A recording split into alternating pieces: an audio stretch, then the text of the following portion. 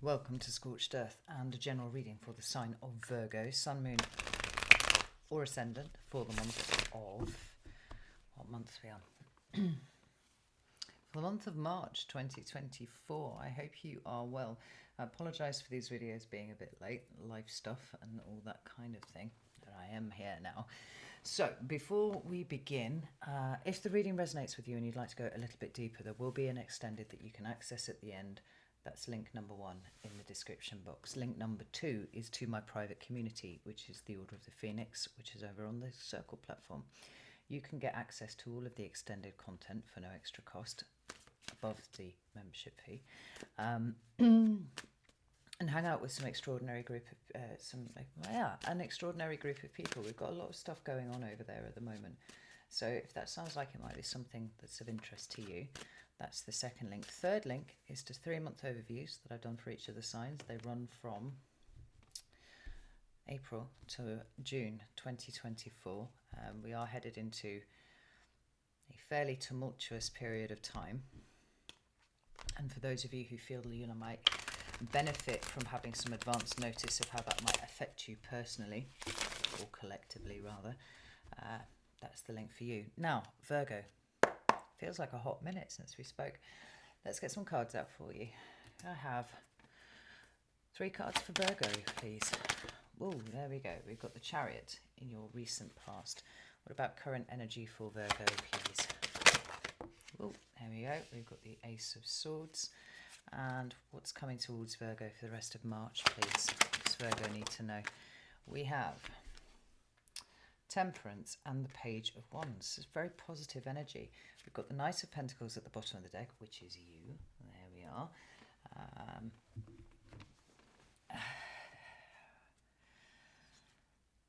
There's very pleasant energy that's radiating off these cards, Virgo. I like it. Nevertheless, let's get some clarifiers out and see what's going on below the surface, and then we'll get into what all of this means. Tell me about the Chariot card, please.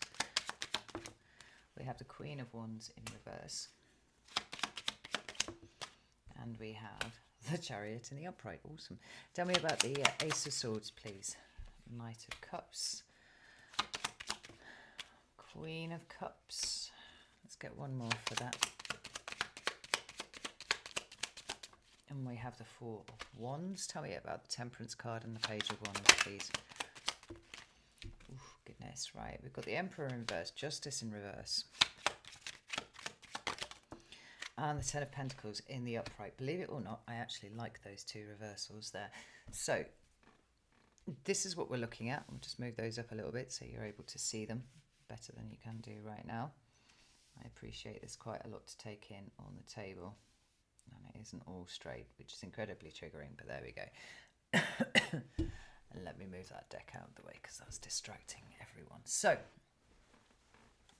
we have the Knight of Pentacles at the bottom of the deck, and like I said, this is your card.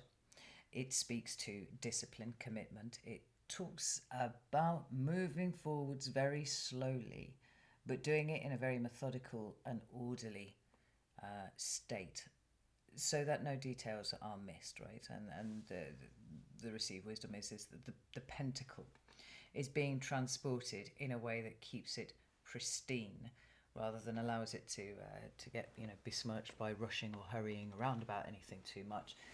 Because it's Virgo energy, we're also talking about your identity and who you are emerging from wherever you have been, and that is a very precise phrase that has been dropped into my head here at this point. So we start off in the recent past back here with this double Chariot and the Queen of Wands. And this is an interesting position because I've seen this movement happening slowly over a period of time for Virgo, where there's was it not in the last reading that I asked you the question? Because I feel like this is kind of speaking to that a little. Is what you have right now so precious and so good that you would keep hold of it rather than entertain the possibility of things being better? I think that's the way that I phrased the question to you. And with this Chariot card, both of these Chariot cards turning up in the upright, I think the answer to that question was a resounding no. Like, there's always the possibility of things being better, but where it's been a little bit problematic for you, certainly in terms of the execution, right? How do we make this thing happen? Is the fact that, well, that Queen of Wands in reverse. Perhaps it could be that there's been difficulties around knowing how to initiate this kind of movement away from what has been comfortable, away from what it is that you've known, in search of whatever the new may hold for you. But I think for most of you, it's more about the realization that in order to go there, you are going to have to do the very thing that you have preferred not to do in the recent past, and that is be seen. I mean, quite simply, be seen. The Queen of Wands in the upright draws attention to herself naturally. She cannot help but do it. It's not like she's kind of strutting around and instructing everybody to look at her. It's just that there's so much energy when she's in a room. It can't help but turn heads. There's something about that feels innately threatening to you. And I'm not sure why that is. Let me pull up another deck. Let's go with the Wild Unknown. And dig into this Queen of Wands a little bit. Ooh, goodness, right. So we've got the Eight of Swords in reverse. And we've got the Knight of Wands. And I mean, could this well be a recognition that in order to make an omelette, you're going to have to break some eggs. And the eggs that you're going to have to break are the ones that revolve around where your level of personal comfort is. Right? I don't really want to go outside of the cave. We've talked at length about the cave, Virgo. But that's where all the good stuff is. And if I leave the cave, I'm going to be seen because there are people milling around in lives that are not in the cave. And I have to find a way to deal with that. Like, I don't feel like there's any sense of a massive resistance towards what it is that you want to do, the direction of travel that you want to go in. And I think that you are, excuse me, self-aware enough to know that this really is the thing that's been holding you back for quite a long time. Like I said, for some of you, it may be a lack of certainty in how to initiate this new kind of life, because you want it to be measured. You want it to be, go so far, check that you're safe, then allow yourself to go a little bit further. And it feels like the way that you're being asked to come out into the world is in a way that is not entirely in alignment with the way that you like to show up.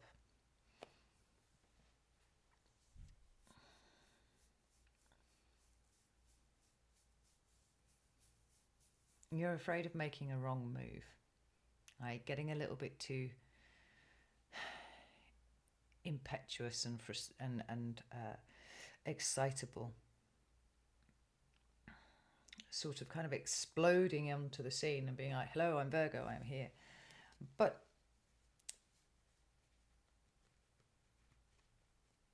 I feel at this point that any kind of emergence from the cave whatsoever is going to feel like it has that quality to you because it's so different to what you have done before. And I think that's the conclusion that you've come to with the Eight of Swords in reverse. It's a realization that it's going to be uncomfortable whichever way it happens, and it's going to feel more dramatic than it is to everybody else when it happens to you, when you begin the process of bringing this about. Now, it's quite interesting as we move into your current energy where we have the Ace of Swords, which is broadly the truth, but there are lots of other things that sit within the Ace of Swords. And besides, I often liken this to a whole new worldview. And it comes to mean that for me because of the idea that the swords represent the workings of our minds. I've talked a lot about how even science seems to be catching up to the point that we create our own reality. Right? So the workings of our minds are very important for contextualizing where our reality is going to happen. And if it's been one way for a very long time,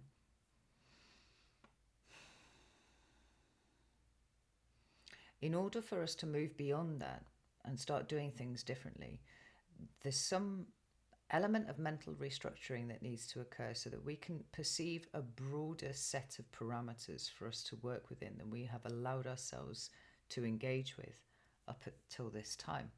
The Ace of Swords is that kind of paradigm altering change of perspective. Like, quite simply, it is a new way to process the information that comes in to you from the world, and then by extension create a whole new picture of reality that you exist within.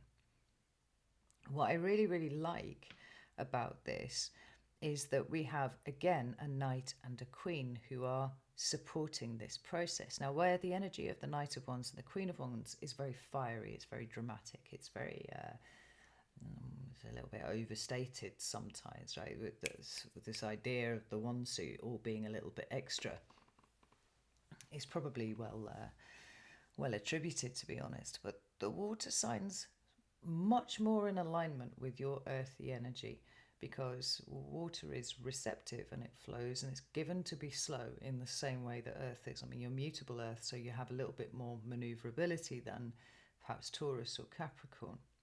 But at the same time,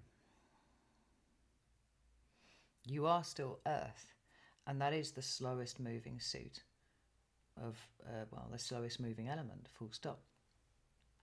Now, the element of water is again passive, it is receptive, just like earth, and it is slow, just like earth, but it's a little bit faster than earth. And so to have a queen and a knight appearing here, it feels like a much more gentle approach to the whether it's the mental restructuring that's going on, or the reality restructuring that is going on for you at this point. It's very calm. It's slow but not too slow. And it's characterized by a willingness to be kind to yourself in the process of this happening. It's going to be one of those things where it feels like it's a much bigger deal to you than it is to other people who are kind of witnessing this happen to you. I do feel that quite strongly. But it's like the emotional support here needs to come from within. And it's on its way. It's not entirely there yet, but I think that you're still trying to find your feet with what this means for you. So we've got the Pisces energy there, we've got the Cancer energy. And it could be that you've got Pisces or Cancer people around you who are holding space while you are kind of coming out here into the world. But I do feel like this is more of an energetic proposition. So what we've got here is the Knight of Cups representing an open heart and heart-centered, moving from a place of heart-centered consciousness, right, which is quite exposing and can leave you feeling a little bit vulnerable. That's not quite fully open yet, but it's on its way. And he's doing this under the watchful eye of the Queen of Cups, who is holding the space and supporting this. Now, it's like this higher expression of water energy that you are holding towards yourself while you're working out how you're going to move in that space. And we have this Four of Wands here, which is the creation of a new foundation. It's a different level of experience than you've had for a very long time.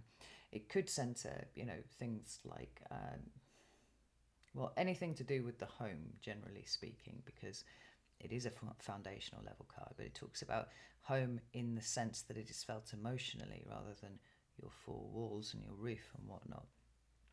And sometimes this card can actually talk about marriages and things like that, right? It's union, it's coming together, it's people joining together to create this sense of home we're talking about. I feel like you are holding space for yourself whilst you are trying to create a foundation, new foundation from which to work. And also while you're working out what you being an emotional being out in the world actually feels like versus one being in the cave. Now, let's get some more cards out here. Oof. So we've got the Seven of Cups and we've got the Son of Swords. And the Seven of Cups is, It's given to be emotional confusion, right? But I feel here in this case, because it's a 7, and a 7 is the number of the seeker, right? Somebody who's looking for answers. But it's also a very spiritual number.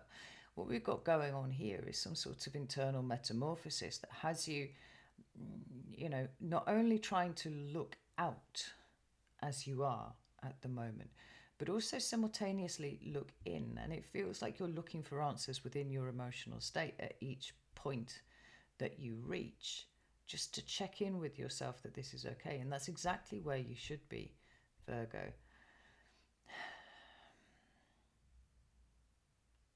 Because the things that are in your environment, and I've said before, and I've said many, many times, that I feel like Virgo is exceptionally sensitive to their environment. By far and away, the biggest proportion of information or security and stability, all those sorts of things that we talk about, needs to be coming from the internal place too. So I don't feel a sense of confusion with the 7 of Cups. I actually don't feel a sense of illusion either. It's more like checking in with where the land is lying with you. Am I doing this right? Is this okay? How do I feel about this? Is this good? And we've got the Son of Swords then following thereafter, being like, how is this changing my mental paradigm? How is this changing the way that I see the world? How is this changing perhaps the way that I communicate with people? How is it changing the way that I am hearing what they are saying to me? The Son of Swords, which is Gemini energy, yes, is about the transmission of information. And we tend to focus on what is said from our mouths to other people's ears, or vice versa, without realizing that there's quite a lot that goes on even between those two bits, let alone once it hits our brain or once it hits the brain of other people, right? Because it's also covering your thoughts, it's covering the quality of your thoughts, it's covering the the mental structure within which your emotions are processed. There's an awful lot of work going on here, and it may feel slightly thrilling and slightly nerve-wracking at the same time, but I really do feel like you're going about it the best way. Now, when we move into the energies of March, we have the Temperance card and we have the Page of Wands. Really good cards. Sagittarius card of Temperance, talking about balance and healing and the achievement of equilibrium and all these kind of things. And the Page of Wands, preparing for some sort of new direction of travel, some sort of new journey. If you will recall, right at the beginning of the reading, I actually said that I felt like the Emperor and the Justice card were in a really good place, being as they are upside down, showing here. Now, it's not very often that I will say something like that, because actually those two cards, almost uniformly, we want to see in the upright. The Emperor talks about getting our shit together and a decent amount of control. He talks about taking responsibility and being sovereign and all these sorts of things. When it shows up in the reverse, it can talk about abuses of power. It can talk about, being cold and calculating and all of the kind of dark side of the Emperor stuff. The dark side of the masculine, essentially. And then we have the Justice card, which in its upright talks about balance and equilibrium and all of those good things that happen when the universe is in balance, when our lives are in balance, when we internally are in balance, when everything's balanced out right there. And it's in the reverse. But I actually feel like these two cards are speaking to an awareness that is developing within your own mind. And I think a different version of you might have found these very difficult to swallow, probably very difficult actually to understand at an earlier point. Because the Justice card reversed speaks to injustice. It speaks to something having been done wrong to us. And I'm not talking about someone nicking your car or anything like that. I mean, the things that were wrong, the things that were done to you, feel to me like they were gravely unjust. And they feel to me, although that there might have been an agent of the universe, which is to say another human being who actually perpetrated a thing, it felt like the universe was punishing you specifically for something. Difficult position to try and come to terms with. The Emperor feels like an overabundance of control on particular aspects of your life. Now, the reason that I like these two here is because of, like I said, this awareness that is developing that says, in response to some kind of injustice that you suffered, you have doubled down on control on the only things that you have been able to. Those things that were not taken out of your hands. For a lot of Virgos, that is going to be staying in the cave, keeping themselves safe in a place where they know that they cannot be attacked, right? It's kind of shutting yourself off a little bit. But the problem with that is that over time, what started as a very natural reaction to a one-off event or a number of events that kind of, escalated or snowballed, if you will, into something, has then become a situation whereby we have controlled ourselves to the extent, right, contracted down on ourselves to the extent that we have then, in some way or another, perpetuated an injustice against ourselves.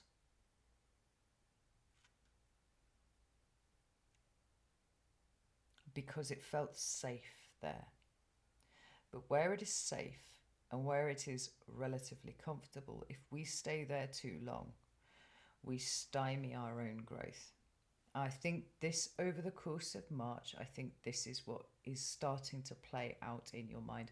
And I really do feel like it's because of what's happening here. Like the way that you are emotionally exploring whilst holding yourself in a state of safety that is outside of where you would usually be. As you see bit by bit that nothing's quite as bad as you thought it would be, as nothing is quite as scary as you thought it was going to be, you can see how that clutch of control that you've tried to exert over yourself has actually kept things in a state of imbalance. Now, the Ten of Pentacles there is the safety and security. And I actually feel like it is you swapping out what passed for safety and security for you in the past versus what the reality of it when it's internally generated feels like. Tell me about these two first cards here. Got the Hierophant. That's strong. I like this. And we've got the Five of Wands in reverse. This is huge. Because the Five of Wands is about a state of conflict, right? Just as all fives indicate, it talks about instability. Things are kind of rattling around here. When it shows up in the... and it's instability in terms of one's actions, right? What it is that we choose to do. It's conflict, it's strife, it's struggle. It's when we fight against something rather than allowing it to pass. The Emperor and the Justice card being that sense of kind of fighting against stuff. But as you are growing and as you are starting to become more stable from an internal perspective, right, stronger from an internal place, what we've got going on here is, like I said, you're being rewarded with a different kind of stability. Both the Hierophant and the Ten of Pentacles in their own way speak to me about heritage and legacy. You know, what we have inherited. And that can be by way of the experiences that the universe gives to us at any given point, right? The things that happen for us, not to us. Here is our inheritance from the universe. And from this place, what are we letting out again? Like I said, I feel like well, here, right? Jupiter in Gemini. It's about contracting down on the number of swords that we have, like, yeah, increasing the number of swords, which has the effect of contracting down on our ability to be able to experience the breadth of life.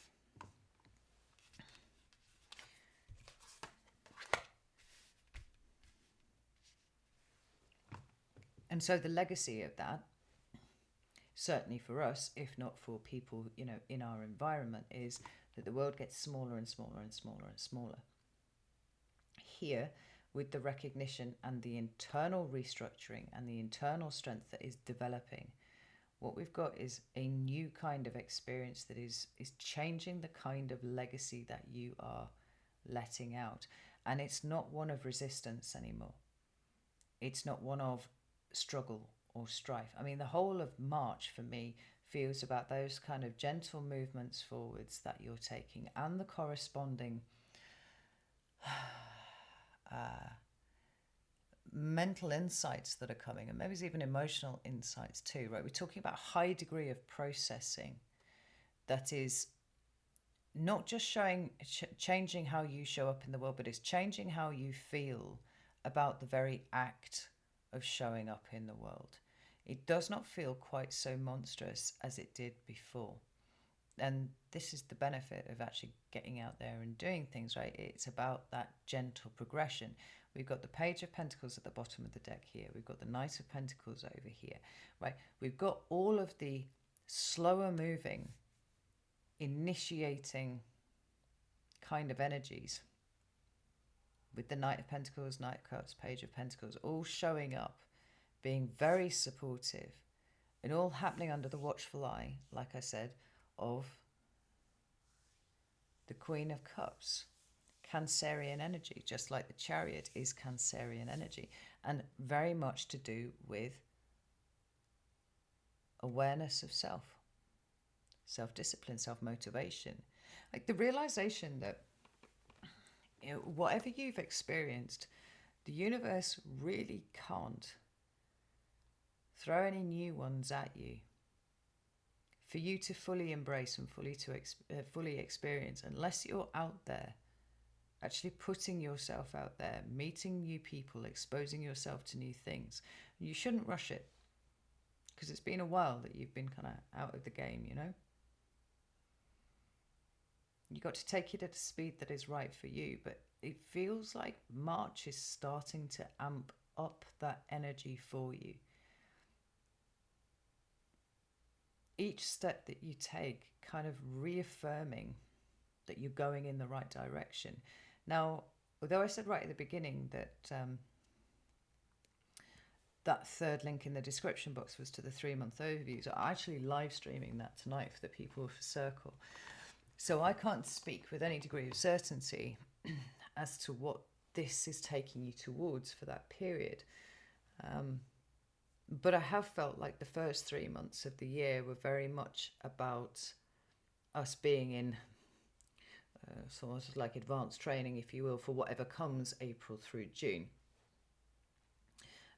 This is your launch pad. This is the platform from which you have to work, and this looks very, very positive indeed.